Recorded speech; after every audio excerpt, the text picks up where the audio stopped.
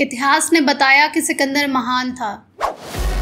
यूनान से चला, मिस्र जीता, फारस को रौंदा और भारत आया, और भारत आकर राजा पोरस को हराया। राजा पोरस जो पुरु वंश से संबंधित थे और उनका नाम संभवतः पुरुषोत्तम था। अलेक्जेंडर का जन्म मैसेडोनिया में हुआ और उसके पिता फिलिप वहां के राजा थे। अपने पिता की मृत्यु के बाद वह अपने सौतेले और चचेरे भाइयों की हत्या करके मैसेडोनिया के सिंहासन पर बैठा। गांधार तक्षशिला के राजा आम्भी ने अलेक्जेंडर से लड़ने के बजाय उसका भव्य स्वागत किया। आम्भी ने ऐसा इसलिए किया क्योंकि उसकी पोरस से शत्रुता थी। अलेक्जेंडर और पोरस के बीच हुए युद्ध को ग्रीक इतिहासकार बैटल ऑफ हाइडेस्पीस कहते हैं। अलेक्जेंडर की सेना में 50,000 सैनिक और 7,000 घुड़सवार थे, जबकि पोरस के पास 20,000 पैदल सैनिक, 4,000 घुड़सवार और करीब 4,000 रथ के साथ 130 वॉर एलिफेंट्स थे।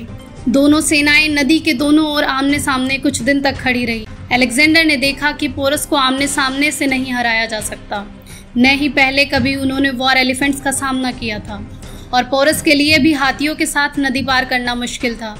अलेक्जेंडर ने एक चाल चली। उसने अपनी सेना को 2 हिस्सों में बांटा। पहला हिस्सा पोरस के सामने डटा रहा, जिसे अलेक्जेंडर का सेनापति यूडेमस लीड कर रहा था, और दूसरे हिस्से को अलेक्जेंडर खुद लीड कर रहा था। उसने रणनीति बनाई कि वह रात में चुपके से नदी पार करेगा और दूसरा हिस्सा उस तरफ से पोरस की सेना पर अटैक करेगा। अलेक्जेंडर ने रात में चुपचाप एक दूर स्थान से नदी पार की, लेकिन राजा पोरस को इसकी भनक लग गई। अलेक्जेंडर के नदी पार करते ही झेलम में बाढ़ आ गई और वह बुरी तरह फंस गया। कुछ देर में युद्ध शुरू हुआ।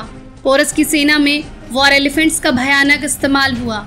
अलेक्जेंडर की सेना को हाथियों की ताकत और आवाज़ों से भय लगा, क्योंकि यूनानी सैनिकों ने पहले कभी हाथी देखे तक नहीं थे। पोरस ने स्वयं युद्ध भूमि में डटकर युद्ध किया। यूनानी इतिहासकारों ने भी स्वीकार किया कि पोरस का साहस अतुलनीय था। इस युद्ध में पहले दिन ही अलेक्जेंडर की सेना को जमकर टक्कर मिली। सैनिक हताहत हुए। पोरस के भाई के भाले से अलेक्जेंडर के घोड़े बुसेफालस की मौत हो गई और अलेक्जेंडर भी घायल हो गया और उसे युद्ध भूमि से हटना पड़ा। अब अलेक्जेंडर की सेना का मनोबल टूट गया और वे पीछे हट गए। उन्होंने कोई भी नए अभियान के लिए आगे बढ़ने से इनकार कर दिया। अलेक्जेंडर चाहता था कि युद्ध को जारी रखा जाए, लेकिन सेना में विद्रोह की स्थिति उत्पन्न हो रही थी और इसीलिए अलेक्जेंडर ने वापस जाने का फैसला लिया। लेकिन युद्ध के अंत में हुआ क्या? अलेक्जेंडर जीता तो नहीं, यह तो हम जान गए, लेकिन यूनानी इतिहासकारों ने इसे पोरस की हार बताया। अब वर्तमान में यह एक बड़े डिबेट का विषय है।